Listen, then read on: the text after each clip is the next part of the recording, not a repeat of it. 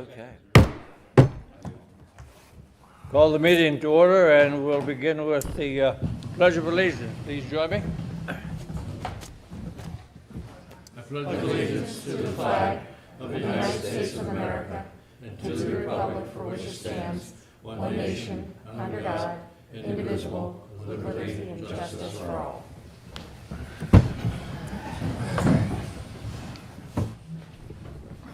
Okay, we will begin with a public hearing on the 2022 Harris Township operating budget, and I would call upon our manager, Amy, to highlight that. The 2022 Harris Township operating budget proposes general fund expenditures of $3,522,669 and expenditures of $674,892 from the special funds. The budget does not propose any changes in our real estate millages. The budget was tentatively adopted November 8th and has been available for inspection at the Township office and on the Township website since that time. The number of people that have come to view our budget is? No one has come to the office, but I had 2 people who looked at it online and sent me comments, just saying that they appreciated everything that we do. Good. So. Call for adjournment of the public hearing. I guess nobody's going to make a comment, are they? Yeah, public comment on the budget. Okay. Nothing. Motion? I'll move. So move. Motion and second, meeting's adjourned. Before we begin, I want to, I think you've all been watching the news out of Kentucky, and I'm sure that we have residents of Harris Township that have lived there or have friends there. So I'd ask for a moment of silence for that devastated state. I know Kentucky, so just a few moments, please.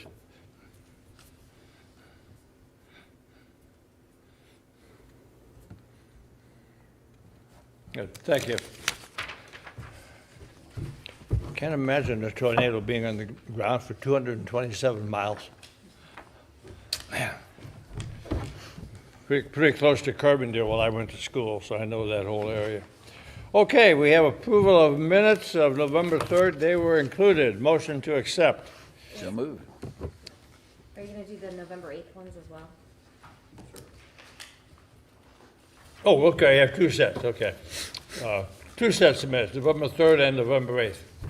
Motion? Yes. Second? Okay. Questions? Not hearing any. All in favor, signify by saying aye. Aye. Okay. Citizen comment. 5 minutes for an item that's not on the agenda. Going once, going twice. I do have one announcement to make. You have an announcement? I have an announcement to make. I just found out that Santa Claus is going to be in Bozersburg next Tuesday night, riding the fire truck around town. Oh! So be ready for that. He starts at 5:45. 5:45. Travels the whole township. Yes. You- Yes. Nobody stops at my house in Brush Valley Road, too. You got to go out and flag him down. I do. Thank you. We have a new agenda item to add. It's basically the Whitehall Regional Park Phase 1 development, and we need a motion to accept that and add it to the agenda. Move. Second? Nigel? Okay. Motion and second to add that. It will be called the Whitehall Road Regional Park Phase 1 development. I think I'll put it before we get into the 5 or 6 resolutions a couple pages back, so just, and there is a hard copy available of the italicized paragraph of what we talked about last Thursday. Nigel hadn't seen it, so. Okay, Township business. Revised plot plan 3-6 of Silverado Estate subdivision and lot 2 of the Morales subdivision. Todd, please. At the September meeting, the Board of Supervisors conditionally approved a final subdivision plan that proposed to replot the lots of the Silverado subdivision plan approved in the early 1990s, which would reduce the number of lots from 6 to 5. Access to one of the lots was proposed from Misty Hill Drive, so a minor replot of the Morales lot was also proposed to allow that access. All lots were to be served by on-lot sewer and water services. After that approval, the developers decided to change the access to 2 of the lots. Separate, separate driveways onto Mountain Road were originally proposed for lots 4 and 5. This revision proposes that the two lots be served by a common driveway that straddles the property line. Staff has completed one review of the plan, copies of which were included with the agenda, as well as a plan sheet showing the proposal. Staff believes that the plan can be acted upon based upon the small number of comments resulting from the set of the reviews. Staff's recommendation is to move to approve the revised replot of lots 3 through 6 of the Piverado Estate subdivision and lot 2 of the Raleigh subdivision, contingent upon satisfactory completion of review comments from the November 19, 2021 memo of the principal planner, the November 23, 2021 letter of the zoning officer, and the December 6, 2021 letter of the township engineer. So moved. Questions? Comment. Comments? This is for like 2022. And we do this every time. We've talked about it a million times. Do you think on the work plan for the planning commission, we can put something in there or look at the ordinance, this 1 inch equals 100 feet and 1 inch equals 50 feet, that if you're above a certain size, it's the one, if you're below a certain size, it's the other one, so we don't have to do this waiver every time we do one of these? Todd, Is that something we can put on their work depend upon plan your knowledge of for 22? ordinances and those things. Yeah, we can do some ordinance amendment along those lines. You should note in this agenda, there is no waiver request being asked for because it was already approved with the last one. It's in there, Right, I just right. thought about it, and I said, well, when we do the meeting with the planning commission at the end of the month, and they do their plan for the year, it would be nice to put that on. Right. I had circled on the letter from Jerry. It says, provide a surety estimate for components. What does that mean? He lists them out, including but not limited to fire protection, stormwater, carcinite markers for repairing buffers, street signage, things like that. Things that are considered public improvements that if the developer should happen to default and not install those things, we would have that money to cash it in and do them. Comment stands that tell us that? Yeah, they still have to provide the surety. Okay. I hadn't seen that one before, so. Right. Okay, I have a motion and a second to move that one. All in favor, signify by saying aye. Aye. Opposed? Same sign. Okay.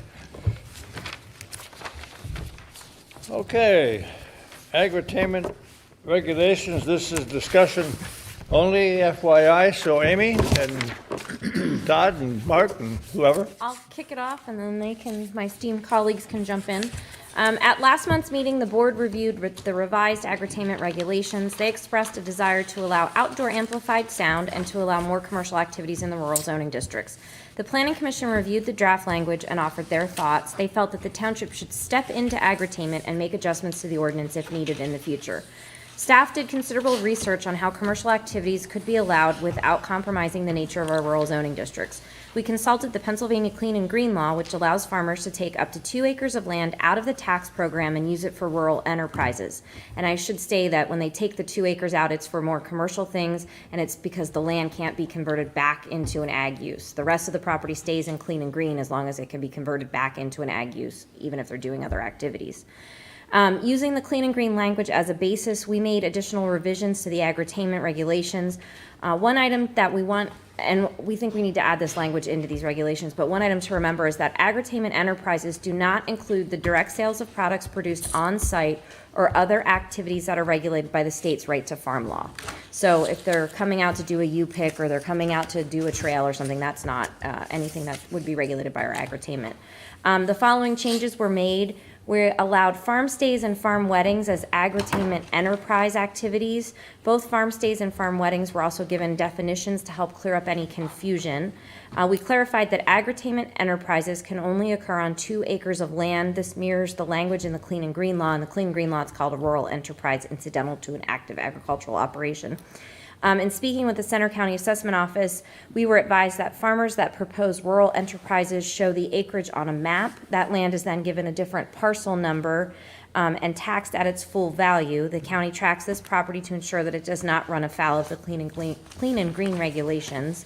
We added language that requires properties proposing a farm stay on an on-lot septic system to enter into an agreement with the sewage enforcement officer. This actually mirrors language that is in our bed and breakfast regulations. We'd like you to take a look at this language tonight. We did send it out ahead of time to the agricultural community who's been active in coming to our meetings to get their opinion. If you're comfortable with these regulations, we'll incorporate them into the rural zoning update. If Agritainment is somewhat settled tonight, the remaining items to be discussed are the mapping, and there were some questions about the minimum lot size and the conservation design regulations. And we would recommend that you hold that discussion until you have the joint meeting with your boards and commissions on January 26th, since the planning commission will be at that meeting. And your January 3rd meeting is weird because we have to reorganize, so there's a lot of other stuff we have to do. My only question is number 7 on the 3rd page regarding the on-lot system. What does that mean with respect to what we have to know about the size of the on-lot system before this can begin? Because it could be in operation for a year or so, and suddenly you've got a failed system. What proactive kind of activity is involved in that, Mark? Don't they have to have inspectors with code? She inspects it? Well, I guess I'm confused by your question. This would be when someone's establishing a farm stay, they'd have to enter into this agreement, but it would be part of the ongoing inspection process through code. So if there's a failure down the road, they'll identify it and it'll have to be taken care of. So they basically fall into the sewage management ordinance? Sure. The pumps will be your thing? Yeah. Yeah. Okay, absolutely. okay. Who inspects it? Okay, Yes or no? that's what I was sort of concerned, because it didn't have the sewage management language in here. Well, but all of our on-lot systems fall under the septic programs, we don't need to mention it. Okay. Questions, folks? I guess, what prompted this? What prompted what? This. Did it start to special agriculture, agritainment changes? What prompted the suggested changes? Well, if you remember, 2 months ago, we had a discussion about this, and the farming community had expressed some concern about what we had in the proposed Agritainment regulations within the ordinance. So we did some research to try to address those concerns, and then we did some further research after you guys talked about it last month. Okay, so what does the state say?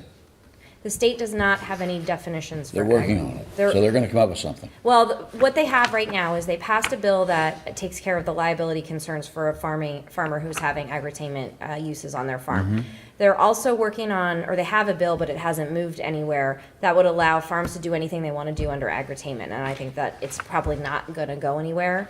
The clean and green stuff is, they've incorporated solar power and solar panels and other things into that law. They changed that just recently.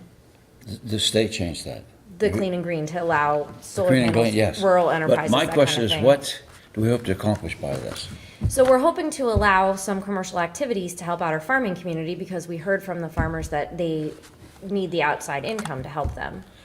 But what is preventing them to doing this stuff right now? Because right now it's not allowed in the township. It's not allowed in agriculture? Agriculture's allowed, but commercial This- activities are not allowed. So this will allow farmers to do commercial activities? Yes. Okay. To And, a certain definition of commercial. well, I And guess farm weddings and this is gonna go on forever. I mean, it goes on forever, months. farm weddings and farm stays are big business for farmers right now. Like that, there was a big push. I read an article, there's a guy in Blair County, he gets people coming from the cities that want to have their weddings on farms. So I don't think allowing this is a bad thing. It's just making sure we have regulations that we all can live with. So they're not allowed in agriculture right now, You weddings. can't have a farm barn, like you can't have a wedding barn in So it. you cannot have a wedding right now in agriculture? Is that what you're saying? Is that what this is telling me? You can have a wedding anywhere. What we're That's what I talking thought, about yeah. in this ordinance is an established wedding venue where that's a use that occurs repeatedly, and that's income generator for that property. That's a commercial use, that's not an ag use. Right.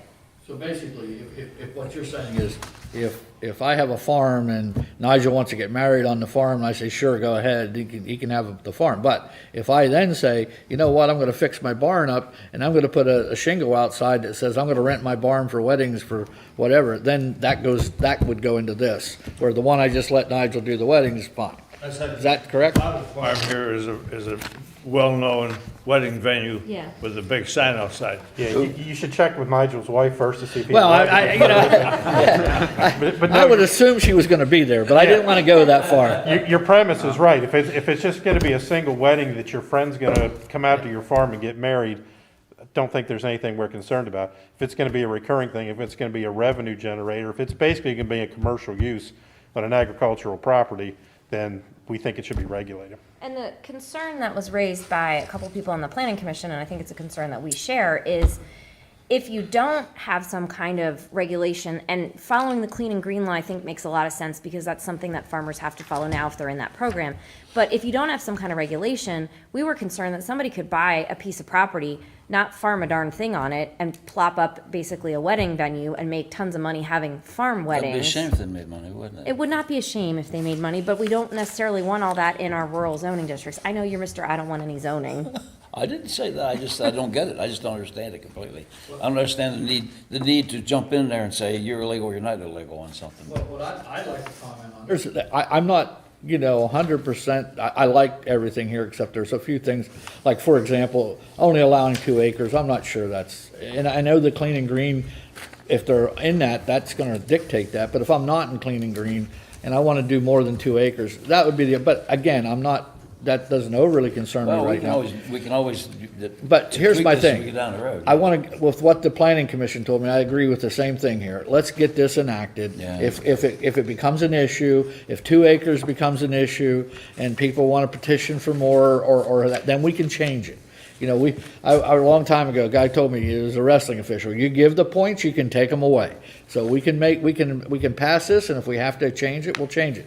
But I'd like to just, let's not even wait till the end, let's just get this thing rolling into the ordinance and get it going. Nigel, comment? No, I was pretty pleased with the way the wording of all these things are going. I mean, at 2 acres, for example, I don't know, I think it's a good guideline. If Clean and Green says 2 acres max, why not just go with it? Anybody here have something to say? Jim? Can you come up to the podium so we can hear you and see you? State College resident. Yes, Jim Rosenberger, State College. My question is, what determines whether it's a commercial activity? I've had a couple weddings on my farm. I can assure you, I lost money on both of them. So is it when an enterprise becomes profitable, you consider it commercial, or how do you, I have no intention to set aside 2 acres to do, weddings on the farm. That's not what we're there for. It's just an incidental thing. 2 friends said, could we get married in your barn? They were wonderful occasions. So having these regulations, is that going to make every farmer said, I'm not sure I can host your wedding because our township has these regulations. Are they really needed? That's my question. I'm with you, I'm confused about it, but what is the downside of allowing wedding venues on commercial? So we like love. There's no downside to allowing weddings, but farm weddings are a whole entire thing now, and people pay good money to come and Yes, they have do. a wedding on a farm, which is Well, great. a reason for that. Right, which is great. However, our rural zoning district is not intended to have a commercial event center, which is what has happened in other places. So we'll allow farm weddings, and if it's your friends or your neighbors or your kids or whatever, that's fine. But if it turns into, I have a barn on the back of my asparagus farm, and I've decided I'm gonna have asparagus farm weddings or whatever, and I'm gonna rent that out, and I'm gonna charge $6,000 a head or whatever, then it becomes more of an issue. And again, like we said, that one gentleman, I read the article in Blair County, because the one representative is from Blair County or Huntington County that put in one of these regulations with the state, but it's big business in everywhere. Okay, I don't disagree, but how is that detrimental? How would that be detrimental to us? Well, if you consider Why do we that, have to regulate? I mean, I'm trying to figure out, run through my mind why this is important. Do we need to say it's against the law to do it a certain way rather than a certain way? If I were to make $6,000, that means he's going to pay income tax on that money. He's going to pay taxes on that money. It's going to be income. So I don't know what the detriment would be. How are we harmed by this? How are our citizens harmed by this? well, because if you start running a purely commercial business out of an agricultural barn, Yes. and you don't have the right septic system, and you don't take care of porta potties, and you don't take care of issues related to Well, traffic. I'll take care of itself real quick. I got to tell you that. You can say that, but there are horror stories across the state. Well, what are they? How does that affect us? There are horror stories. We don't want the horror stories here. We're trying to be proactive. Well, Doesn't make it's sense. actually more simple than that. If you look at every chart in every zoning district in our zoning ordinance, there's a list of uses that we permit that are appropriate for that zoning. This is no different. There is nothing inherently agricultural about weddings. That's not an agricultural activity. What we're proposing is we allow it as a use in that zoning district with the caveats that it's only the wedding and the reception. It's not an event center, it's not a commercial center, it's not Celebration Hall. It's just weddings that take place either in a barn or outdoors in a field, and we have these added regulations. It's basically allowing a commercial use with controls in a zoning district that the only commercial uses you're allowed are the selling of the things that you grow on the property. So we're proposing to allow the wedding event, but it's not gonna be an event center. Right. I don't disagree with any of this. Sort of a frequency issue then. Yeah, it's no different than the industrial district. And I mean, how- you don't want to allow industrial uses You're right. wherever because they should only be in an industrial zoning district. Oh, we do dictate all that. My question is, how is that harming us if they do it? Well, I think I can answer your I question. just don't get it. Yeah, no, let me answer, let's see if I can answer your question. Like, I've been to some of these weddings at agricultural facilities. That takes in wineries and farms and all this. And if you go to those, there's still an ongoing farm or something, but they've built maybe a new building or they've taken a barn and reconditioned. It's different. You wouldn't want to put a tractor or anything in there because you're going to ruin that hardwood floor or whatever you've put in there. When they're specifically making something on their property, whether it's a building or they're taking a building or they're changing an old house or whatever, they build a new house or whatever, and it's specific for the wedding industry. Okay, we're going to allow that as an agricultural concern, but it will be treated as a wedding industry, not somebody coming and saying, gee, Frank, can you let my daughter have her wedding in your barn? And I got to go in and pull everything out and clean the barn down to have the wedding. That's okay. That can happen, whenever. What we're looking at, I think, in this ordinance, from my understanding, what I've read, is that when you start that wedding industry, so to speak, that's a whole different thing. And it can be other things too. They can be used for birthday parties, anniversaries. Those venues are used for a lot of different things. And that's what we're talking about. I think I think it's not as harmful. I think it's more that we want to make sure that it's regulated so that we don't get things out of control. There's no doubt about that. I don't see the farm wedding clause here precluding anything. I agree, I don't I either. see it as allowing things. Yeah. If you What- want, what, I could offer an alternative, just farm weddings and, establishing an enterprise for weddings and civil unions and associated receptions. To make it clear, we're talking about establishing an enterprise, not having a wedding. Yeah, we can change that language. We do have, Denny, a comment from Michael Immel, who's on the Zoom, if you want to take that now. Well, I have a question now. At the Bowl Mansion, they have weddings. They have a barn, they have weddings. Where do they cut their culture? What do they fall under? The cultural zoning So district? your culture saying you're allowed to have unlimited weddings, they have wedding venues? I'd have to look at the chart to see. It must be because he's doing it. Well, there's a chapel on the property, so that might have something to do with it. They don't go near the chapel, I guarantee you that. They don't get near that chapel. It might have something to do with it. My daughter was married at the reception at the General Potter Farm. Yeah. It is a purely commercial wedding venue. There's no farm there. Just the barn. Yeah. Do you want to, Yeah, is Michael Immel's Mike's on on? He's on the Zoom. Michael, if you want to unmute yourself, you can talk. Can you hear me? Yes. Wow. Can you hear me? Yes. Can you hear us? I can hear you. Can you hear me? Yes, we can hear you. Okay. I think that Amy really described that well. The commercial activity that the staff has put into this Agritainment regulation really follows the clean and green. So if you're doing, and for example, many of our farms, I am, and many of the other ones are in clean and green. What you have in your regulation is exactly what you would have to do if you're in clean and green anyway. So you would have to accept out of clean and green those 2 acres in order to be a wedding venue. So I think they've mirrored that exactly, and I don't see that as a negative. I think it's a positive. I think what they've done is great, and I think that's going to work to the benefit of the township, and I think it'll work exactly the way it should, because it follows the regulations of clean and green for doing any commercial venue. So I don't I don't see any problem with it as a farmer. Just wanted to give that input. The only question I would have is you have that listed that enterprise listed also with the word of agritainment, where agritainment is more of a recreational activity. And maybe, Amy, it's just a wording. Maybe you can help clarify it for me.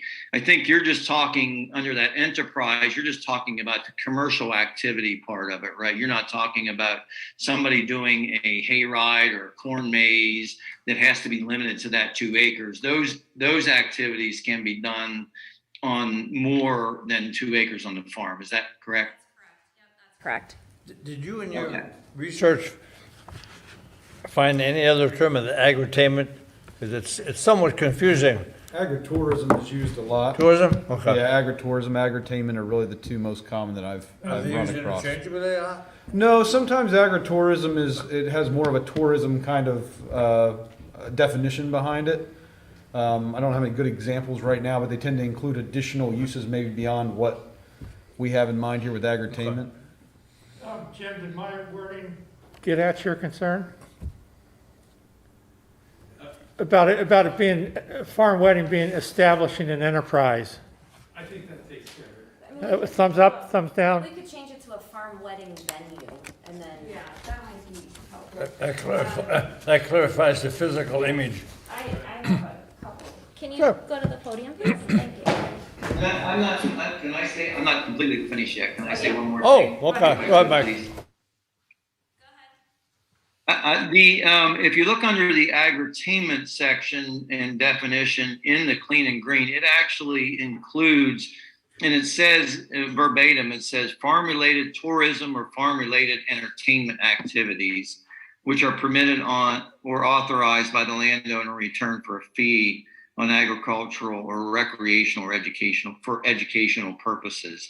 So I'm just, referencing back to the chairman's comment and Mark's comment about tourism. So that is kind of wrapped in, and I would agree with Mark. There is some differences, no matter, you can read all kinds of definitions all over the place, but that was what I read you was the exact definition that's in clean and green. So I just want to verify again, Amy, that agritainment enterprise is only related to the commercial end of it, and the agritainment activities, the recreational activities, will not be confined to those 2 acres. Is that correct? Yeah, that's correct. Okay. Thank you. I'm done.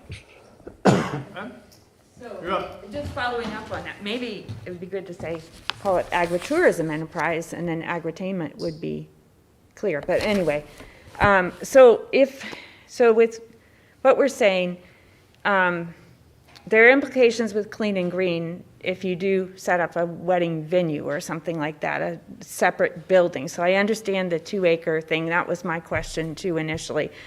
For Jim's situation or whatever, if you are on a farm and you occasionally have someone who says, can I have my wedding there?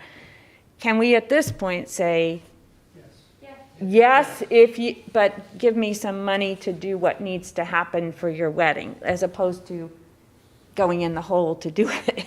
I mean, if someone has asked me, I've said, I need you to work. I haven't had anybody because they didn't want to do the work. But can you recoup your costs and not be considered the enterprise per se if you're doing it once in a while? You're raising the frequency. Right, you're not doing it, you're doing it for a friend, you're not doing it often, but you would like to be in a position where you could recoup your costs. Yeah, I think in a situation like that, in a situation like Mr. Rosenberger's, it's going to be entirely at the discretion of the zoning officer, because if it happens once a month, 12 months a year, that would be looked upon, at least by me, differently than if it happens once this year, once next year, and then no weddings for a couple of years, and then, so if it's a regular thing, by even the thinnest stretch of the imagination, then it would have to be, I guess, regulated. Okay, so if it's the occasional thing, that's a different thing. Sure. Okay. Answer a question. If you, like I'm going to come to you and I say, hey, I'd like to use your barn for a wedding. And you're going to say, oh yeah, sure, you can use it, but That's the shape it's in. If you want to clean it, you've got to clean it. If you want to, add flowers and you want to pay to have that done, you can do it. I'm just going to give you the venue. That to me is exactly what we're talking about, that you can have weddings for friends, relatives, people that have asked you, and you're not actually in the ag entertainment business. Where the ag entertainment business is when you fix it all up and you make it look all nice, and then you come in and say, Frank, would you like to have your wedding there? Now you're in the enterprise. So I think that as long as you're not fixing it up for a wedding, and somebody wants to come and they want to have a wedding, that they're going to have to do it. There's nothing wrong with you saying, I'm not going to pay for it. Here's what has to be done, and making them do it. I don't have a problem with that. Hay out of the barn and the tractor out of the barn, Yeah. and Yeah. when is the right I think that's time where to it's do different, is when that you say, you've got to fix it all up, you got to do everything, and I'm not providing any funds, then that to me is, you're saying that you're allowing a casual wedding. Yeah. And the minute you fix it up and make it a place that's nice, and you're going out finding people to do it, now you become an enterprise. Right, well, and then It doesn't necessarily have to be in a structure. What's that? It doesn't have to be in a structure. No. I've been to weddings and receptions that are in a farm field, that they set up little canopy things, so I think there is an element to what you're saying that's applicable, but I think also applicable is what we just talked about, the frequency in which it occurs. Okay, so, one small comment on this, and I suppose what would happen, or two small comments. One is, when I looked at the agricultural setbacks, there may be some farms, not mine, but some where putting the parking 50 feet off the road is actually not going to happen, because that farm had you're going to put the parking close to where your building is, and the building may be right there. I know 50 feet isn't very far. I know that's a reasonable setback, but I suppose they would then come to you and ask for some kind of variance or something if it was impossible.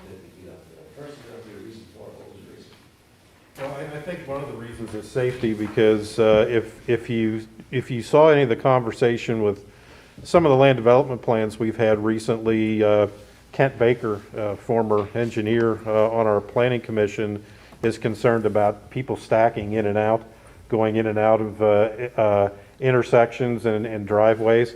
And when you have vehicles turning in and out, there has to be a reasonable amount of space for people to be off the road in order to both get in and get out of the event. So there are some safety concerns related to Well, it. that's not what you're saying. You're not allowed to park within 50 feet of a road?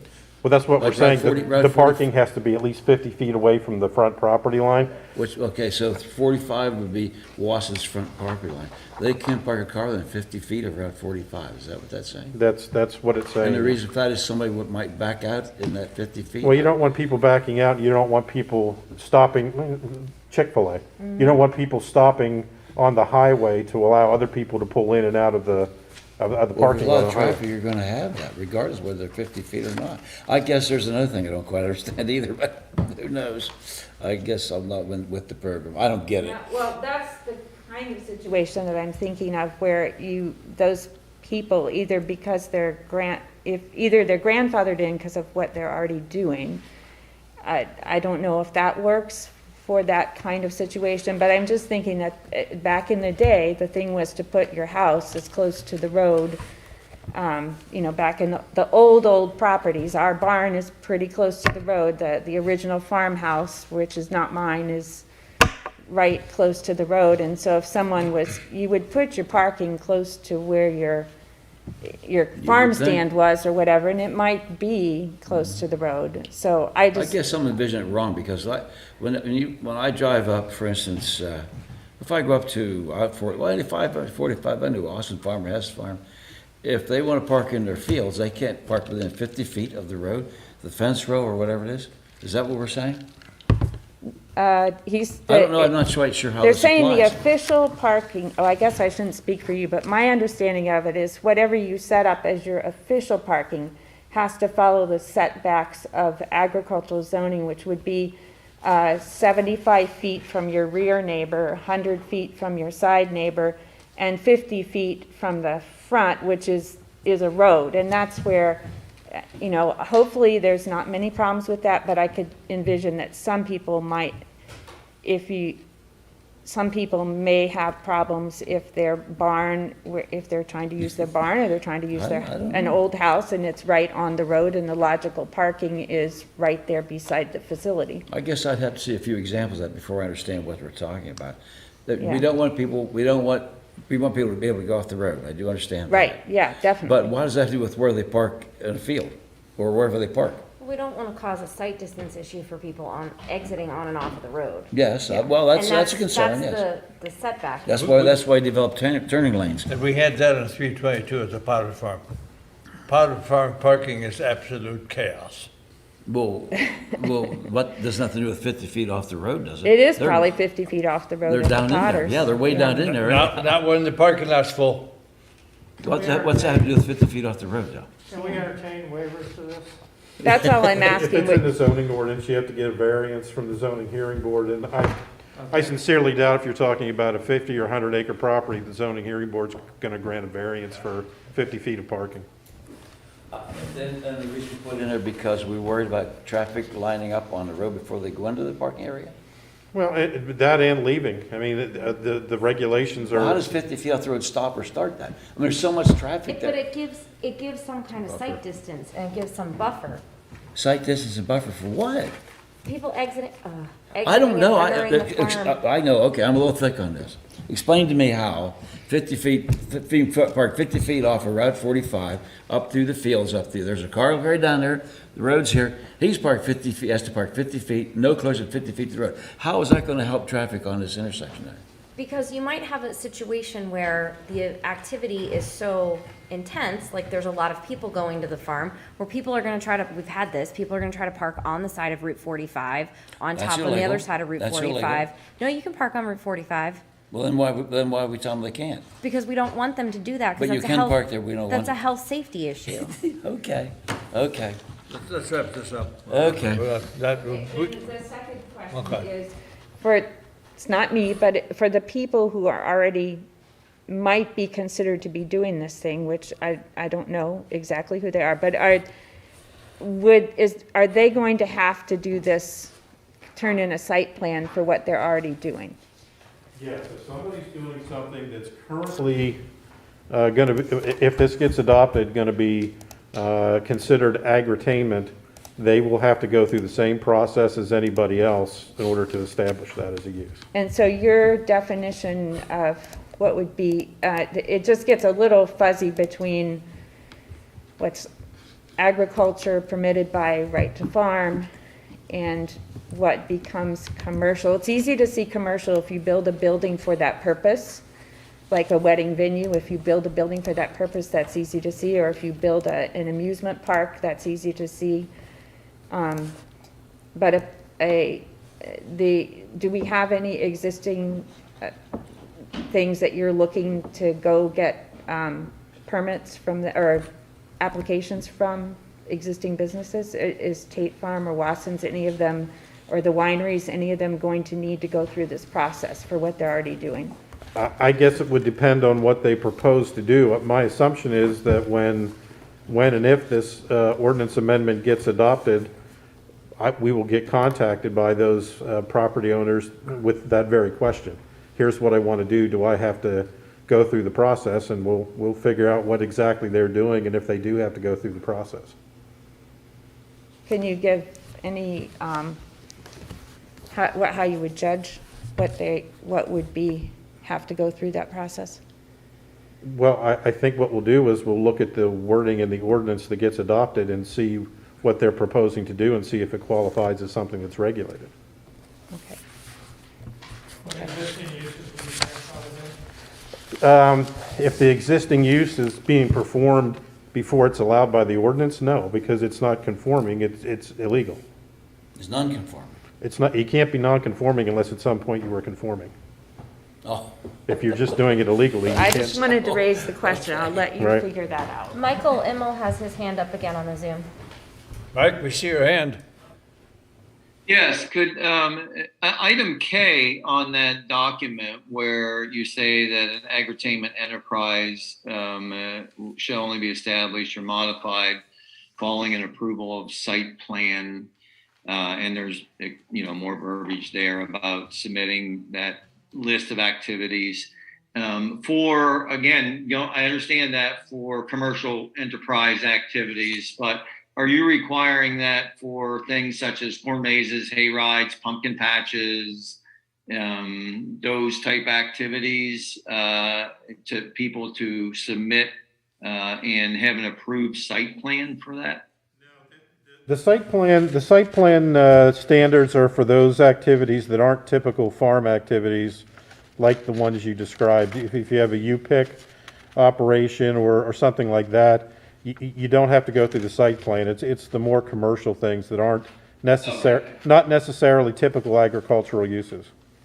Okay, so anything that you're doing that is agriculturally related, like if you're having come pick your own pumpkin, we plant a half acre of pumpkins, that we would need to do a site plan for that, and then every year give you a list of all of those, I call those agritainment. Maybe they're not agritainment. Maybe that's the wrong term for those. That was my question. Yeah. Thanks, Todd. No, so what we're saying is, we don't want farming, agriculture to have commercial businesses on their property. That aren't related to That are not related, agriculture. so why don't we just say that?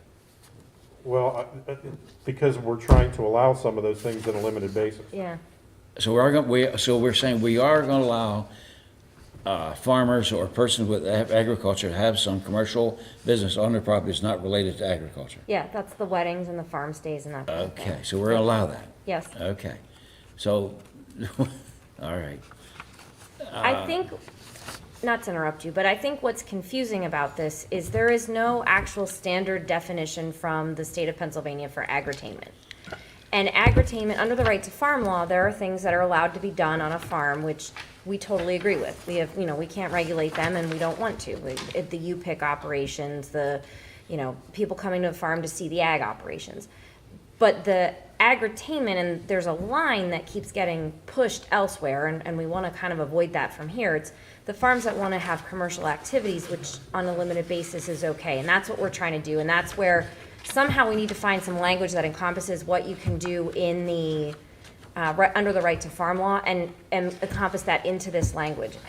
But to your question, when you said about what if I want to do, a U-pick or whatever, would I have to do a site plan? That's also just a simple phone call to us saying, hey, this is what I'm thinking about doing, and then we can talk and just say, okay, no, that doesn't seem like a commercial thing to us, so you don't need to do a site plan. Like, we try to work with everybody and trying to write these regulations. We're not going to have probably 100% perfect out the gate of what we want, but I think we're pretty close at this point, and I think we can live and breathe with this a little bit. I think we've come a long ways, and I'm delighted by the lack of a crowded house, So I move to limit debate and call the question. We have we're Well, calling it's the just question on, It's just discussion anyhow. just discussion, so Yeah. Why can't we make a motion and have this go forward so that our next meeting, we Okay. can have a public hearing? I'd entertain that. We're not ready for the public hearing because we have to figure out the mapping. The mapping goes with the ordinance. Hold on. I'll make a motion. I make a motion that with the minor changes we heard here tonight, that we schedule a public meeting for to include the ag entertainment changes into the ordinance, and that we take the last map we had on the zoning, and we change the Bailey Lane properties to ag, and we change Mr. Immel's to ag, and we leave it at that and pass that as the ordinance and make it a public hearing as soon as possible. Second. No, it's It gotta has go been, to, why not January? it's gotta go to the Center Region Planning Commission. again. Okay, tell them to get it And- back to us by January 23rd. There were other questions, and so I would ask, I respect that you want to move this forward, and we are like at the finish line. Our thought process on the mapping, and we've talked about this and we need to flesh it out just a little bit more, is that we get rid of rural residential, take that back to ag, take the new ag district and call that ag conservation, because that uses the conservation design regulations. So that, we would have two ag districts, ag and ag No, conservation. No. And that then encompasses the old regulations, the open space rural clustering, which is used in what was supposed to be rural residential, and then the conservation design regulations. We don't want to get into a situation where we're going to have a legal challenge. We do have to take this through CRPC. Their meeting is weird in January because they have to reorganize. Until February. So they won't meet until That February. means March or April. So if we, that gives us January to talk about it with the planning commission and finish this. I think you are at the finish line. It is like fourth No, we're and, not. No, we're not. fourth and We're not one. getting close. Well, we also have to do legal advertising, and we also have to remake signs and post properties, so we can't legitimately do that before the January But meeting. what I'm saying is tonight, we start that whole process. Because if we wait till January to do it and talk about it again, then we're gonna be in February, and then March, and then April. I think we put, what my motion says is, we wanna move this to the next step. And if that means we've gotta go to the Center Region Planning, by the time that gets to planning and it comes back to us, we're ready to pass it. So that would be, we could have it at the end of January? Can Yeah, I don't know why we couldn't. CRPC without the motion? You can send it to the CRPC, I just need to make sure whatever you're sending to them is what you're gonna be looking at the public hearing. Yeah. Because if it's not, then we have to take it back to them again. I- We can capture what Frank wants without a motion, But can't we? I don't, Well, it's motion moved and seconded. Now let's go from there. Well, we're in Now, discussion what are the now. good parts or bad parts of that? I think the bad part of that is, I really think we are like this far from the finish You line. said that back in March of last year. Well, I didn't think we were actually at the finish line in March of last year. Different But race, I think we are this close, and we've been Close to fine what now? We're close to what? to getting this to the public hearing.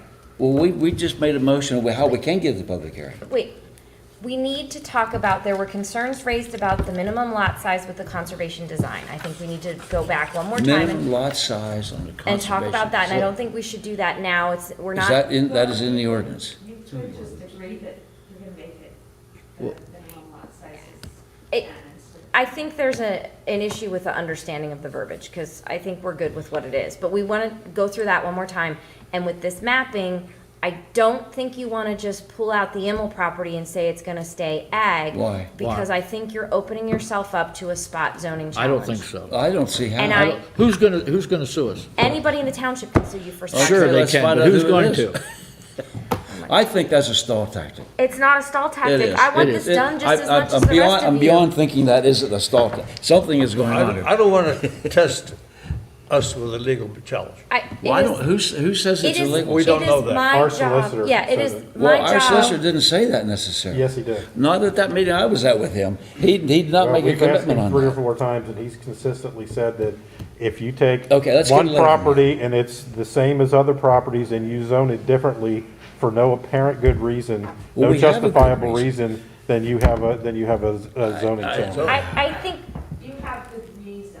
Yes, we Yes, do. we have very good reason. Very good It's reason. not that you're spot zoning, because you actually have, as the lawyer said, you have more information than what you had at the time that you. We've had 3 lawyers here, and 2 of those 3 lawyers said it's not spot zoning, and our lawyer was very wishy-washy when he was here, so Right, I'm and not it's convinced what, spot zoning. You have more information. yeah, I don't know who thinks No, it we is. disagree. I don't want to get into a long discussion about the mapping, that Amy had mentioned we could talk about next month, but one thing to keep in mind is that we learned some stuff about the PACE program and how the name of a zoning district actually does apparently make a big difference. Yep. So you may want to look at having it being agriculture and agricultural conservation, because it will allow all those properties that are rural to have that extra benefit of being eligible for a PACE easement in the future. Right. So that is something else to consider beyond Mr. Immel. There are other large properties in this rural residential district that might benefit from having an ag title, just in the sense that they could then qualify for easements in the future.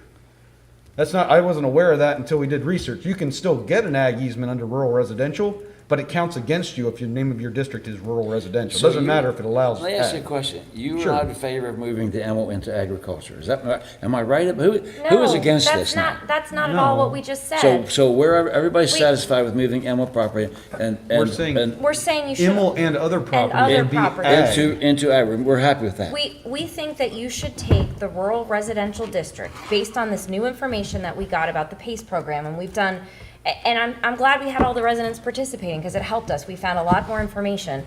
But we think you should take the rural residential zoning district and change that to be ag.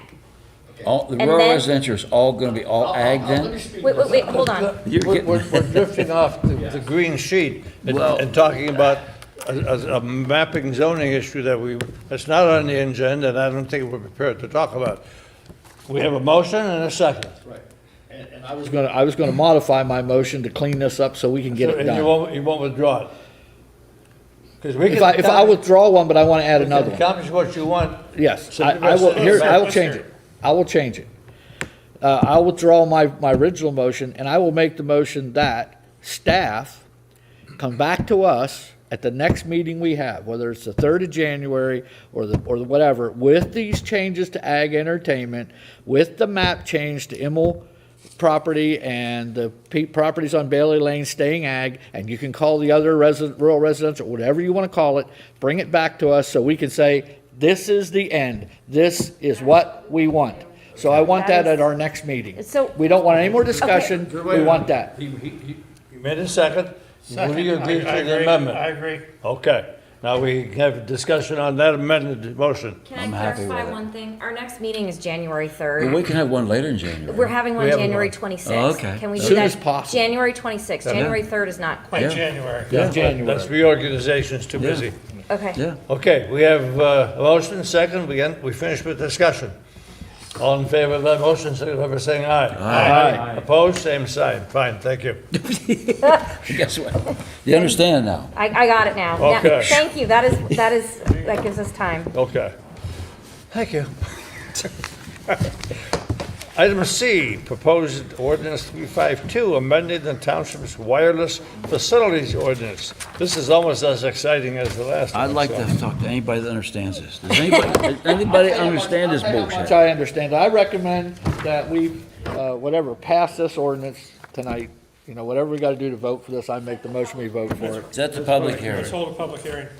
Whatever, move on public hearing. I move we schedule a public hearing. I'll second. No, you haven't mentioned. For possible adoption. You have, oh, here it says scheduled for January 3rd. It already We're went gonna do a schedule hearing on the 3rd? It already went to CRPC. This would be the only public hearing we'd have on the 3rd. Okay. I just We're want all- to make procedures right. Fun fact, we all have to change our wireless ordinances, so CRPC is gonna see this They're all exact doing same- this? Why Oh, they, yeah. why they even have, why they Okay, we send us have all a this stuff and we motion. have no choice whatsoever? Bruce made the motion.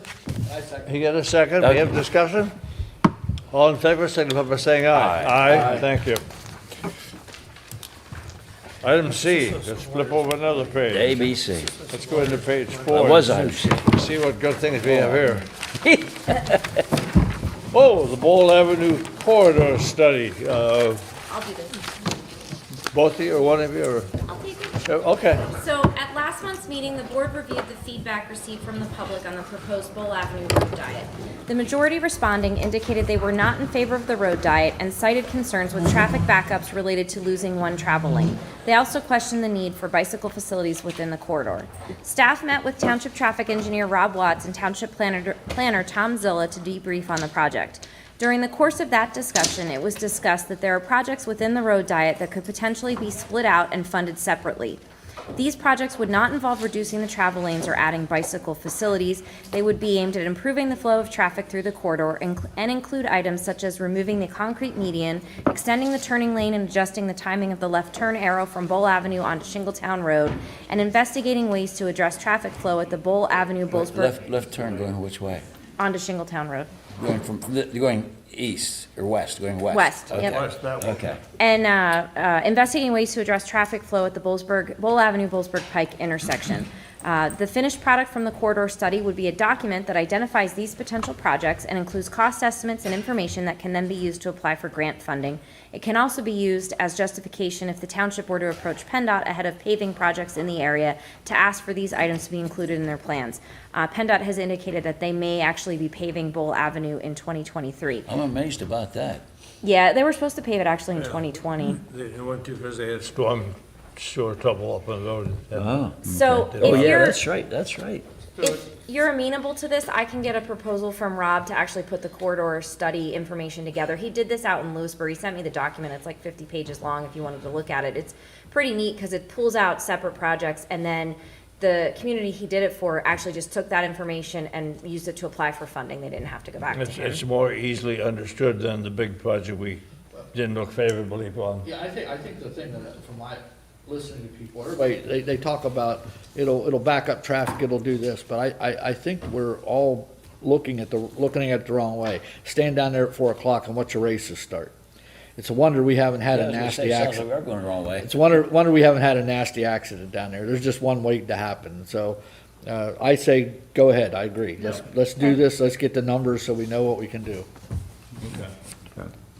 I'm going to reiterate the comment I made last month about the left turn, a dedicated left turn lane, take out the left lane, basically use the left lane going eastbound for a left turn only to the Bullsburg Pike. Now, it logically makes sense that during high traffic flows, that lane stopped a lot because a number of vehicles are waiting to turn left. So it's not slowing down traffic to funnel it all into the right lane, all the through traffic from that intersection into the right lane before you get to that intersection. It just will make it flow better. And then from there, instead of having the rat race you have now, where some people get through straight and then some people went through the right lane and now want to get in the left lane so they can go straight and not be funneled into Bollesburg. You come out one lane, spreads out to your choice of 2 lanes to go where you want to go, and then as you approach the Earlestown Road intersection, there's yet another choice. And it's not going to slow anything down. It's just not. I think it'll make it smoother and safer. And any traffic engineer that doesn't recognize that, it just makes so much practical sense to do it that way. Is, I hear you speaking in favor of this, then? I am well, overall, there's but no I'm just downside to adding. this. Okay. There's no downside to it. But what we want to do, I guess, is move, when we go past the Earlestown Road 45 west, you're down to 2 lane. You want to move that back 1 lane, back starting at Warner Boulevard, and make it 2 lane after the. No, you could.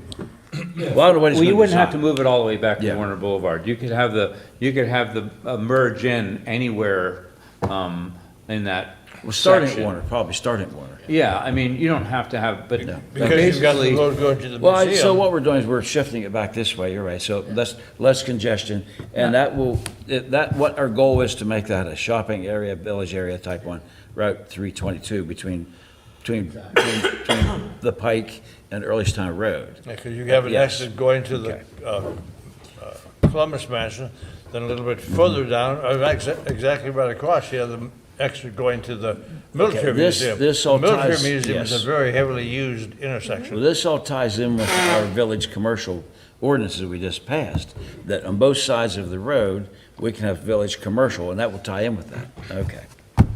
Okay, nice we could get a road diet, but, you know. I guess Something the to answer is start proceed. with. We'll get the proposal Okay. and for these, to get this corridor study done. Okay, good. Now we're moving on to the agenda addition item.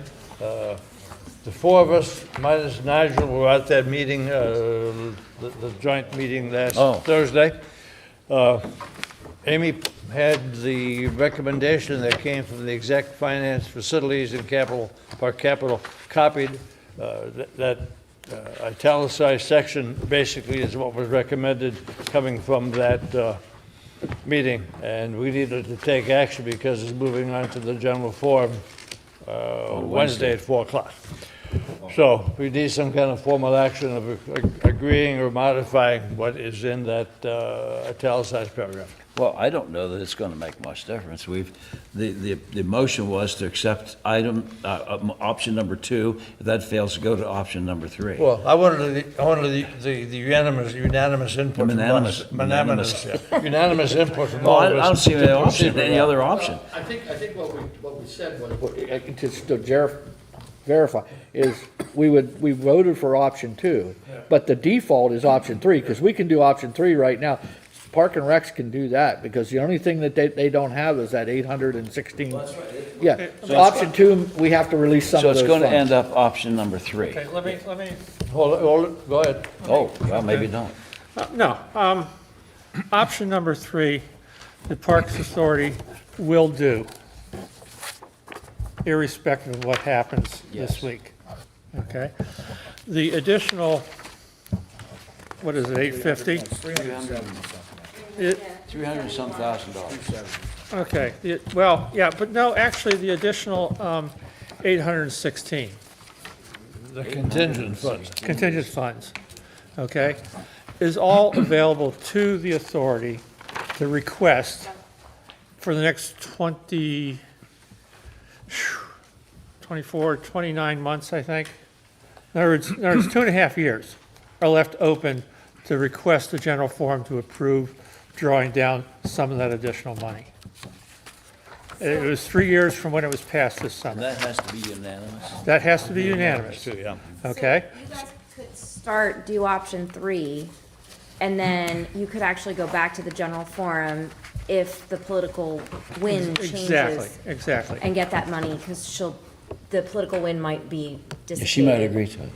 Within 3 years. So, I mean, Wait, so- I requested that we put option, How do you have that available for, we can request that money be, that additional money be approved by the general forum, taking a unanimous vote of all the units, so that is, anytime from 3 years from we originally authorized it this summer. and that, what's the 3-year debt? Why do we have that?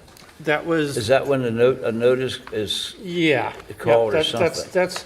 That's the length of time our lender is giving us. yes, to- that's, okay, I remember now, yes, All right. okay. So I moved option 2 forward because I want anybody that's opposing it to publicly have to state. Oh, it, yes, Okay? definitely. That's basically, So stand up. that's why option 2 is the motion. That's why option 2 is the motion, because to me, it was a compromise motion. It made sense. It got done the minimum of what we really should be doing. But if we can't do it, then the entities that don't want to do it should take responsibility for it in the general forum. Yes. Then we'll be back down to option 3. And then that is, anytime- that's a go. Then we have over 2.5 years to consider. Okay. And we retain, Okay, Whitehall Road Regional Park, okay? We refinanced it this summer, saved a sizable amount of money. Okay? Another 4 million? This is a regional facility. It has to be, because it borrowing money, it has to be approved of by all the municipalities involved. There was the available funding without further action by the general forum would be $6.5 million. And that would be a really good start on the project. It would get us 4 rectangular fields. It would eliminate some of the parking that the authority would like to see there, but there would be still a sizable amount of parking. It would include a playground that's accessible to all abilities of children, and some parking associated with it. That small amount of parking would still be there. There's an additional $800,000 of savings from that refinancing that we could repurpose to this. But we would have to request that in addition, and because that's an added thing, it would require a unanimous vote of the general forum. At this time, for the participating municipalities, Harris, College, Patton, and the borough are all in favor of it. Ferguson Township, and it's as currently constituted, is not. And they essentially have a veto because it requires unanimous. But we're not losing that opportunity where it is being pushed off if it doesn't pass this week, which I suspect it will not. But we will still have the opportunity to pursue it in the future. So we're not shutting the door. We're just, When you say option 2, you're trying to go for it all, but you have 3. actually, we're trying to go for half of it. We're trying to go for half of it. the strength of doing option 2 is, we have remaining then 444,000, which with respect to building a project that large, change orders and, 400, I think it was 300 something. Material costs. material it was costs 300. could suck up 400,000 real fast. And the authority's opinion is we've wasted a lot of money and a lot of time in this project. It'd been a lot cheaper to do it 10 years ago. Yeah. It'd been a lot cheaper to do it last year. Yeah. Let's get going. We've put $2 million into the project to date. Let's get moving. So your motion then? Well, Let me clear, the option, we'll be voting on it on Wednesday. What message do we want to send back to We want. COG, 'cause we're gonna be talking Just about it. what Bruce said, we want option 2, and if that goes, we know it'll default to option Okay. 3. But we're gonna push hard for option 2. Got it? Amy? Okay. let me make another Okay. comment Go here. ahead. There's a difference of about 80 parking spots is all they're talking about. 81. 81 parking spots. They're objecting to those 81 parking spots. But let me throw another, I remember we passed and we said that we are obligating Harris Township to our share of the irrigation for the natural fields. We would pay that regardless. So there's another thing in there that I don't know if when they go back and go to option 3, I don't know how that would work. I think we do need, somehow we need to get irrigation in those 2 fields. So currently, an option 1 would remove the irrigation as well. Well, they're all Would remove the removed. They're all dedi- removed well, everywhere. Right, Yeah. but that doesn't totally remove it. The lines would be established to the edges of the fields. Okay. At that point, someone from staff would go out and hook up a hose. Yeah, I and Hook know. up one of those rotary sprinkler systems. If they feel like it, and they'll pay So- somebody to do it. And, So Cheaper doing that it's than- not as nice as having an underground system, but it doesn't, it'll get the job done for the interim. The difference between. it gets the park started. Let's That's it. get it. And here's the thing that I picked up from the meeting and reading the bids is, if you listen to Lou at all during the presentation, I think we're going to get an irrigation system. It just may not be that nice grid, computerized system. We'll get something that'll work for us. The difference between the original bid on irrigation and Yeah, went up- what we got on the final bid was, 75,000 to 400. I was gonna sometime. say 440,000 to 400,000? Went 75 to like 402 or Something's wrong with that 405. picture. Yeah. Well, that was news to me that when you have artificial turf, you have to wet it down. Yeah. That was news to me. The high school doesn't do that with their artificial turf. I know that. Well, they may do it, you just may not see No, it. they don't do it. I checked on it. So what are you talking about? We never heard of that. Well, Okay, whatever. We know which way we're going, right? you know where we're going now? We in good shape? So all you gotta do is, when we do the unit vote, we'll just say yes, we don't have to even break out. Right, we got it. We know what you're doing. Well, we're not voting on option 3. It's automatic. Yeah, Yes. it's on that. Option 2, if it But you're gonna fails. vote for option 2, so when we Well, have to report back. Yes. Just so there's going to be a quorum without, because I can't make a 4 o'clock meeting on Wednesday. Will the rest of you be on the call? We got, yeah. Well, on the call, I said to gonna be there. go, I said to go in person. You're not gonna be there? Do you want me to go in No, person? no. Yeah. We want you to stay home. You gotta be there in person. I was gonna do it with the dog. I'm beginning to worry about this dog Let's move on to situation. resolutions. We've done, Okay. we're up to E, Resolution 2124, adopting the township budget. Give me a I motion. move to approve resolution 2124, adopting the Harris Township's 2022 budget. And the numbers from that, you want us to read those off quickly, Bruce? No. They're The high. total budget? Out of control. It's out of control. Total, Total $4,197,561.00. Okay. We have a motion and a second discussion. I have one question. Yes. I didn't see, the .05 that goes to the Historical Museum, does that come out, that comes out of 3.5? Yes. Okay, that, because I know all the other ones you have listed, It's noted in the budget. it's out of the 3.5? Yes, Okay. it's noted as a contribution. And we may want to pull out like the other, we'll worry about that next year. I saw that too, and I was sort of wondering what it Okay, we'll was. do that next year. Okay. Okay, all in favor, signify by saying aye. Aye. Opposed, same sign. Resolution 2125, COG program budget. Amy? At the November 22nd General Forum meeting, the following motion was passed that the General Forum approve the 2022 COG budget as discussed at its November meeting. Our share in 2022 will be $654,365. That is an increase from last year, this year. Discussion? We have a motion? We need a motion for it. I'll make the motion that we pass resolution 2125, appropriating specific funds for fiscal year 2022 for the COG programs. Budget, second? Got it? I will second. I'd like to make an amendment to that, though.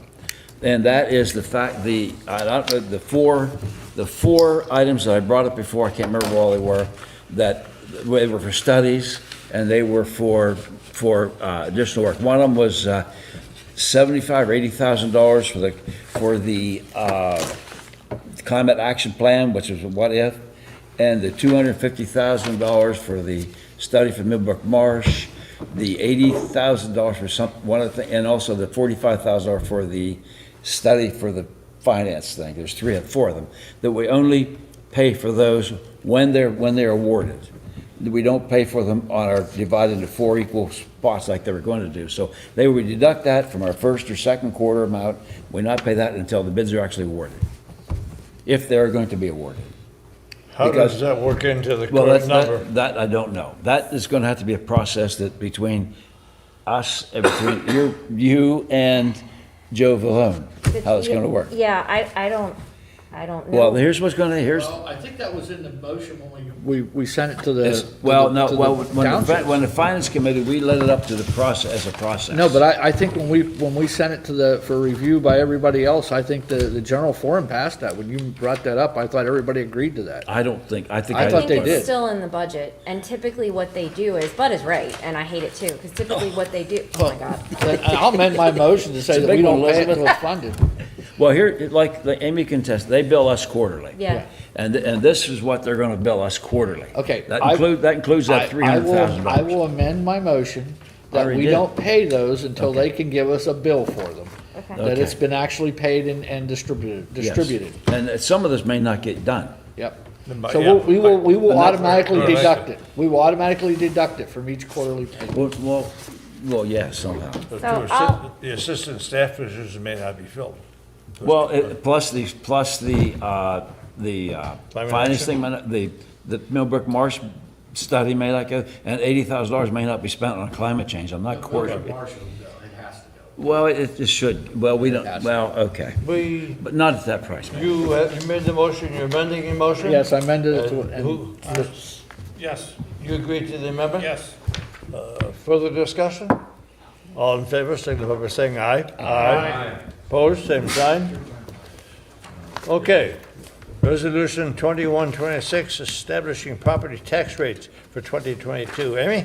Our millages are gonna stay the same. It'll be 3.5 mils for our general, 0.3 mils for maintenance equipment, and 0.2 mils for special projects. The rates for our fire hydrants and streetlights will also stay the same.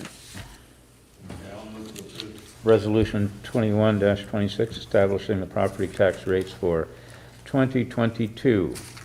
I'll second that. I'd like to amend that we reduce the property tax rate by 20%. Is that a friendly amendment or just out of jest? No, well, if it passes, it's a law. Okay. oh, never mind. We have a I motion, better we have a- watch what I say. I won't We say. have a motion and a second. All in favor, signify by saying aye. Aye. Opposed? Didn't get a second on my amendment. No, we didn't. No. Aye. Okay. Okay, Resolution 2127, designating depositories for Harris Township funds. Yeah, so we're required by second-class township code to have certain depositories that we can use. We took BB&T Bank off the list for next year and added Kish Bank. Kish has expressed an interest in trying to establish a banking relationship with us. They gave us a proposal. I'm not sure if that's gonna happen or not, or if the board's inclined to wanna look at that, but We'll accept all free samples they want to give. I like Fish Bank. I do too. Hey. They're a lot friendlier than some other ones. I know they are. They're local too. Bud, it's your turn. I move that that, okay, how do I want to say this? Read it from right on the top. I do. He's making Funds- a modification of, to the Withdraw, agenda. I move that they include, it is Kish Bank, PNC Bank, Pennsylvania Local Government Investment Trust, and Jersey Shore State Bank. Okay, So you're You're dropping You're first. dropping dropping First First National? National. can I put my manager hat on for a Sure. second? Doesn't matter, I don't like them. I know you don't like them, and that's fine. However, our money is all there now, so It you can need be- to it keep it can be on taken until we out. move, if we move. And we do have a proposal from Kish Bank. Okay, so what So are you trying leave to say? First National on, because our money is there now. I don't think I don't want to put any more money into that. We can pull the money and still leave them on the list. Yeah. I don't want to put any more money into that. We don't have to, but Okay. the money's there now, so that's why you should leave Okay. it on. We can Okay. use 2 and 3 for Okay. new depositories. And the motion is not to put any additional funds in number 1. Okay. They took my we have ATM a- away. we have a- They took my wait. ATM away. Okay, we have a motion and a second. Go ahead, Dan. Motion and a Proceed. second. All in favor, signify by saying aye. Aye. Who seconded that motion? I did. You did. Okay. And it's really to take First National off. You want to move away. Well, You want to leave First National on, but you want to move away from them. not officially, but at the same time, You show reading less- this one? less- Are you reading this one? No. show less interest in it. Okay, I'll start shopping around then. Okay. 2128, Township Manager salary. I don't think anybody has any choice. in it. I'll make that motion. I can do that. I would like to table it indefinitely. We do this every year. Every single year. Well, here, okay, I want to, I've said the salary, well, maybe, no, not yet. I want to discuss that a second. In the employment agreement, on section 10, I'm a big fan of favor of our employees putting money away for retirement, or whatever they call it, whatever they want to do, but in our case, ours is funded by, is a 401K, right? 401B. Be a 401B. 401A and a 457. 457, and I would like to amend this salary thing that if on the agreement of our township manager, she contribute 1% of her salary, additional from what she does now, and we would raise her salary 1% if she put that in there also. So basically 2% would go 2%. into my 2%, deferred comp 2% goes into this retirement account with 1% coming as from me. from us. and 1% from the board. Yes. Okay, so that would, you're saying that you would add that to the total compensation? Well, it probably Yes. will be, yes. Yeah, it would be added to the total compensation. Right. So, I'm fine with so that. 2% goes into this, Okay. yes. Okay, that makes sense. Nigel? Well, you made the motion, so Yeah, I'm just gonna make sure We you didn't have a discuss. second yet, so I'll second it. Okay, okay. Is that clear? Yes. Now, one Okay. thing I do want to bring out, though, which I think is interesting, we're going to have to really keep an eye on Wait, this. we're gonna talk about this during executive Oh, session. we are, I'm sorry, I can't bring up the long-distance phone We're calls. just dealing with this one now, so. We have a motion and a second, all in favor, signify by saying aye. Aye. Opposed? Okay, good. Okay, Oh, my lord. managers report, Amy? Well, I've learned I shouldn't go to Florida the weekend before the board meeting. Okay. I just have one thing to add. It's kind of late breaking news that happened while I was away this weekend. I heard back from Dean Ball at PennDOT about 322 and scheduling that meeting. So they want to have Harris, Potter, and Spring Townships. They only want 1 or 2 representatives from each, and they want us all to go to District 2. Where's District 2? Clearfield, yeah.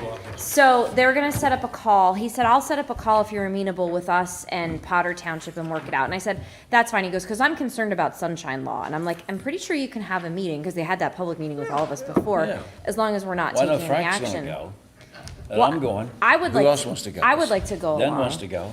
Not particularly. Okay, Bruce? If we show up, what's he gonna do?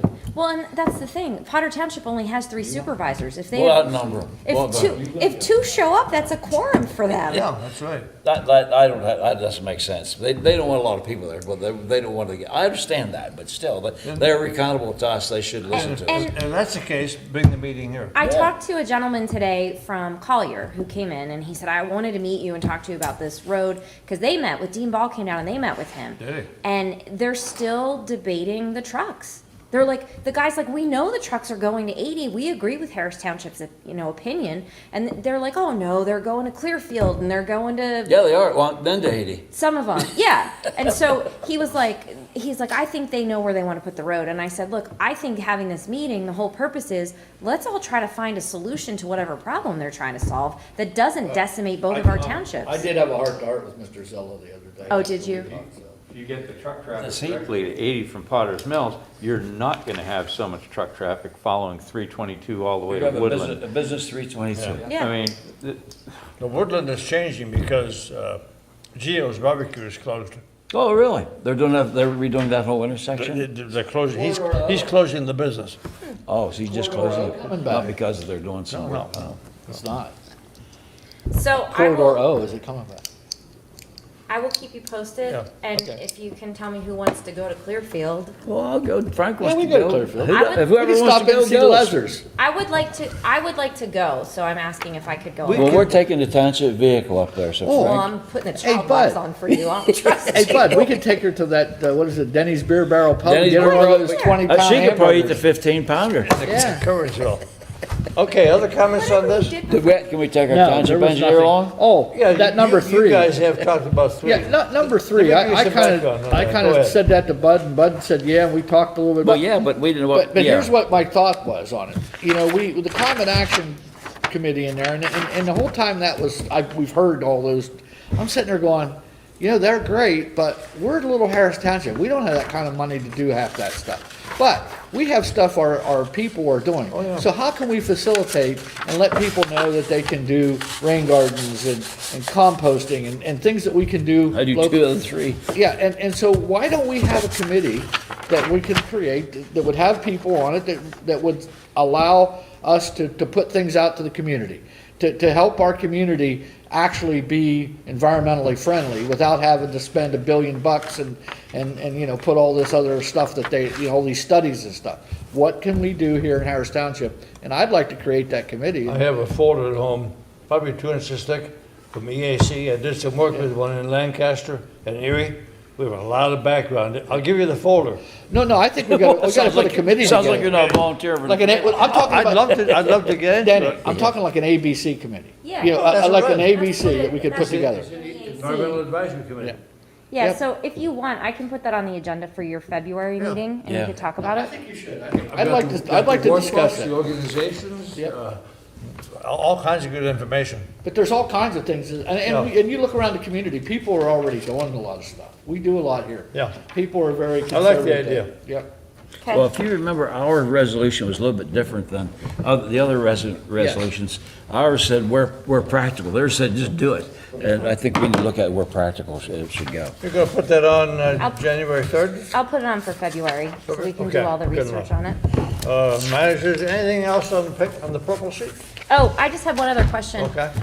George Harrigan is currently our rep to the CCMPO Technical Committee, and technically, or in the past rather, that rep has always been someone who's on the Planning Commission. He stepped off the Planning Commission. He'd like to continue on. I think he's a good representative. Yeah, he seems interested, yes. If you're okay with that? yeah. He asked me to ask. Okay. Would he not be eligible to be on that otherwise? Because technically, he's not on the Planning Commission anymore. But that would That was pre- just our thing. But that doesn't preclude him from being, No, okay. he can still be I on. think he didn't feel comfortable with the, Was seen. TV. He's Seen had, it. I think he's had some health concerns as well. Well, he's, yeah. okay. Approval of vouchers, someone give me a number if you would, please. I'll make a motion to approve vouchers in the amount of $305.52. Second, I'll second. discussion? Not hearing any, all in favor, signify by saying aye. Aye. Okay.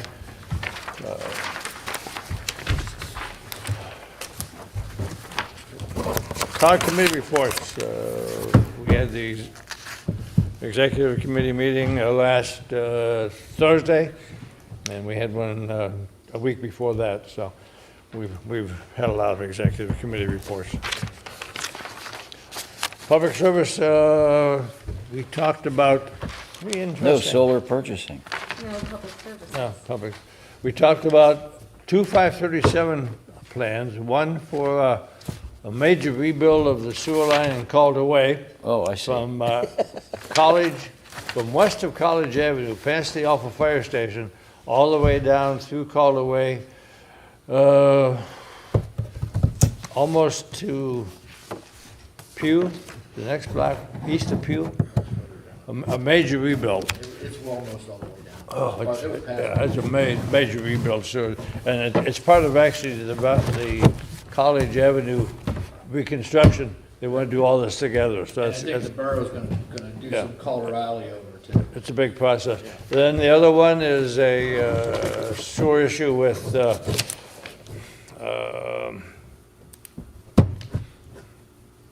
Pine Grove Mills. There's a special study on the Pine Grove Mills pumping station we talked about. And then we had a wonderful discussion. I don't think he did those slides. The overview of the utility scale solar, and Mark did part of that. I was hoping he'd stay to talk about it, but it was a really good presentation. Beautiful slides. So, had two good meetings. One thing on Danny, I'd like to bring up too, Sure. on that, on the pumping station out. Well, no, there was the one out Half Moon Township, the one that was gonna go through their loop. Well, that project it's still on there, but they, with them not doing that small area business plan, it doesn't need to be through there. And I brought up, one thing I brought up about this, and I said the planning commission needs to look at it, is this idea that sewer service and growth boundary are connected. Because from an environmental standpoint, and I said the environmental action, climate action, they should look at it. Because from an environmental standpoint, sewage is the best way to go for the environment instead of putting septic tanks in. But we say, if you're outside the growth boundary, put a septic tank in. And I think that's the wrong message. I think that if we can have sewer service to areas outside the growth boundary, I don't think that's a bad thing. If you want to pay to have sewer run to your house and it's 10 miles away and you want to write the check, more power to you. So I think that's something we have to look at as a group, and I think the days of marrying those two together are going to soon be over. That's a big check. Yes. Then, about 6 or 8 years ago, there was a momentum to do that, but I can't think why the sewer authority was against that. Why, I'm not sure. Somebody was, okay. But it makes sense. We're holding the sewer, on-lot sewer, a hostage for regional growth boundary. We have a regional growth boundary, we say different growth outside there, we're holding them by hostage with the sewer. And the argument's always been that, well, if you put sewer out there, you'll get higher density. Well, I hate to say, you look outside the growth boundary, we're getting density as it is. Well, without even we talking about control outside the regional growth boundary. Yes. As far as building goes, as far as density goes. Right. They should be able to get sewer if That's they right. need it, yes. And there's a proposal in Half Moon Township to put a COLA system in. Yes. Which is an online, community online system. Will serve quite a few houses. That didn't get on our table, so. Okay. Versus dogs. Solar power, we had a meeting scheduled for January, it's rescheduled to February. Human Resources, Mr. meeting. Wilson. Did that meet? No meeting, no. Okay. Finance, Bud? We had our last meeting of the year, and we said goodbye to 3 of our members. And that was a very good, those members have been on that committee for several years. It was a very good, very conscientious committee. We worked very hard to keep our budget in line. If you remember correctly, this year we went from almost 7% increase down to 4% increase by doing some work on it. So that is my own report for Finance Committee. Good. The climate action is pretty much done with for now. It has been accepted. Well, accepted as our climate action plan. Now the next step is to work on the implementation of some of the things, or see what can be done to implement them. Generally, I don't think there's a lot to do except just say, look, educate the public. This is what you need to do. Less landfill. Maybe you want to do some changes in your lifestyle. That type of thing. We'll see how that works. Bozer Heritage Museum, we're open on Saturday. We're now closed until probably about April or May. They had a little get-together over there with a fundraiser. We're doing some, trying to get some repairs done over there, some work that's been needed to be done. We've got some great new volunteers. Stan Smith, who has really stepped up from Lemont. Oak Hall for restoring some of our sleighs and tractors that we have sitting. So it's going to be neat when it opens back up. That's it. Brenda went to the open house, and she said. It was day one. It was she kind of said nice. enjoyed it, Yeah. And Dr. Nyder and his wife made some nice mulled wine, and they did some chicken over the grill, over the open hearth. Land use, community infrastructure, Frank. Okay, well, that one we met together, but the MPO did meet, and we did our year-end things. We looked at we made comments to PennDOT on the set-aside program, which we have 3 projects in the area that hopefully we'll get at least one of them. We approved the Unified Planning Work Program. We got that done. The 21-24 TIP, we had a TIP amendment with some of the local bridges, and just the 23-26 TIP is in the schedule, and Mary Elizabeth Street is on there, and it is something we are looking for. It is in the process that we will be able to be reimbursed for that. So that is in a future TIP, probably about 23-24 is when we'll probably see it. So that is in there. State College Area Connector, they said that all the comments are being posted on their website. They're starting to work on looking at some preliminary cost estimates, so they must be getting close. Late winter, December, January, maybe even as late as February, we're going to have another get-together that we'll be able to talk to PennDOT and review what all the comments they made last time incorporating in. We'll be able to see what those comments and changes are. Public meeting. It probably will be up there, probably. The actual document for the Pell should be done and out sometime late spring or summer of '22. The other couple things we have, performance-based planning and programming. What that is it's probably something you haven't heard a lot of, but you're going to hear more and more of. It's funding for the national government, how they're funding now. We've got to look at accidents, deaths, all kinds of performance evaluation, and we have to fit inside a certain sector going up through, and that's done every 2 years. It's done every 2 years for how they do them, but we have to redo that every so often, which we've done that and it going. So that's pretty much. It was a pretty long meeting. Facilities, we met with we had a joint meeting with the Whitehall Regional Park, so I don't need to report on that. And the Pell study, I reported on what was going on there, other than what Amy said. We need to comment upon the thoroughness of what Lou presented Oh, yeah. on the 5 options. Oh, yeah. Lou did a great job. Lou did a great job on that.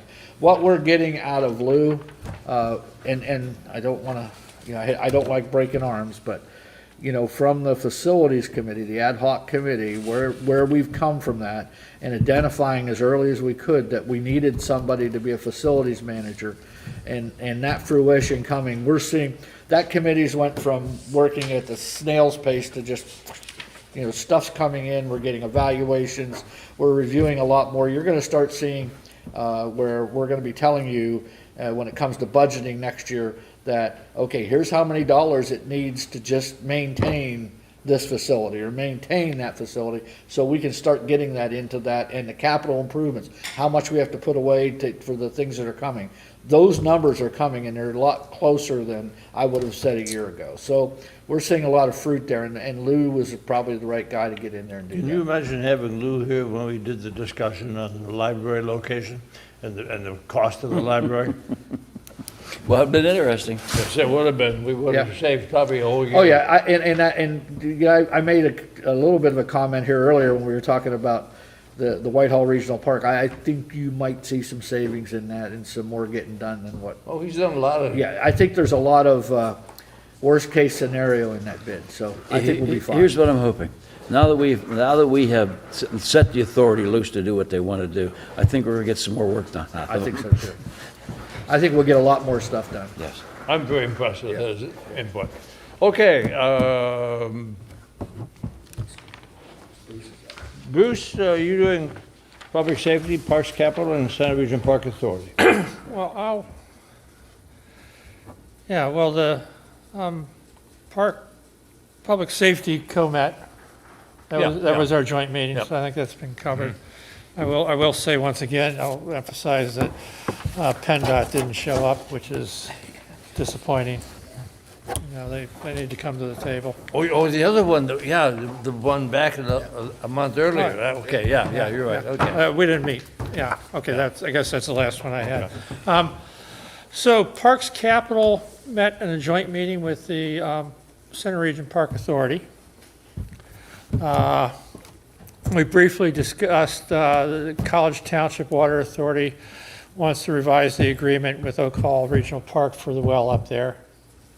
And I don't have it's pretty straightforward. They want to use the well? There's an opportunity for another well house up there. Okay. More, Excuse me, is that water for watering the field or for drinking? no, that's for the water system, yeah. For the field? No, that's for the The Oak Hall residents that are connected to it. yeah. Yeah, okay, I thought you were talking about. No, that's the how they water water the authority. field. That's the water authority. Well, it'd be available for that, but it's Okay. going, I thought maybe beneficial reuse water to water the field. well, we can get it there. It's Already there. passed there. It is? It's Oh, there, okay, yeah, well, right- that would be a separate right issue. inside the This is fence. drinking water. This is drinking water. Yeah.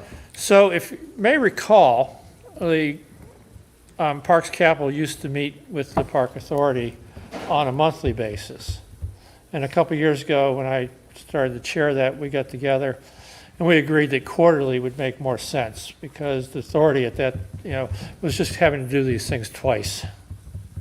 And that's just, and there wasn't a lot of capital items on it, so it was more or less an update. This past year, our current chairman wanted to meet every other month because she felt that the governance issue was something that the Parks Capital Committee needed to spend a lot of time on. The Parks Authority has determined that they're going to meet with the Parks Capital Committee when they see a need to do so. So when they see when there's funding strategies necessary for regional parks facilities or a master plan update, we'll meet and perhaps periodically meet just to keep the lines of communications open. But essentially, the Parks Authority is taking charge of when we are going to have joint meetings. Hopefully after this meeting on Wednesday, they're free to go. Well, so that's reporting from the authority. Good. We talked about the Mill Creek Marsh education buildings. The designs look fabulous. It looks good. It's still, we're not there yet, but their plans are coming, and it's a hell of a facility. Is this fully funded? It is not fully funded, but it's coming along. They're raising money left and right. Major donations. Yeah. Yeah, I guess there's a large donor, but we don't know, we know. I who it is. do not know that. You're not free to say you But, don't know. yeah, right. So there was an item on our agenda for a discussion of prioritizing park improvement items and park development projects for our regional parks, the pools, Hess Field, Oak Hall, and Millbrook Marsh and Whitehall Road, and we determined that that's important, and it's going to be a lengthy discussion, so we pushed it off because we really need to look at the organization, the order of doing some of those things, and then ask the Park Capital Committee what they're going to do, how they're going to address it. But there are some things, for example, there's some improvements we need on, John Hess softball complex and Oak Hall are tied together. We can't take both of them offline at one time. That's right. So that's the kind of thought that's going into organizing this and prioritizing it and just, setting a schedule. So that's going to be a separate meeting, and I think it's going to be, be productive when we finally get around to it. Action Sports Park is moving, they're continuing to move forward. They've been, unfortunately, our park director has not been able to attend those meetings with scheduling conflicts, but they're doing stuff, and we're hearing about it. And Whitehall Regional Park, yeah, you heard all about it We heard all about it. already. So that's my report. Questions of Mr. Lloyd? Good. This is my, interestingly, the last meeting of Public Service and Environment and Land Use, because we will be, Disbanded. we'll be disbanded and reformed next month, so. Goosey, goosey. Okay, we're going to executive session, so we, May I make we need to hand out an award this evening to the most patient person that sits through this whole damn meeting. She's still here. Thank you, Sedalia. would you care to address the board? This was very interesting. Thank you so much. Well, thanks for coming. Thank you you. for coming. It's great because I feel like more residents need to do that. Oh, To learn about 100%. local governance is so important. This had a total of 4.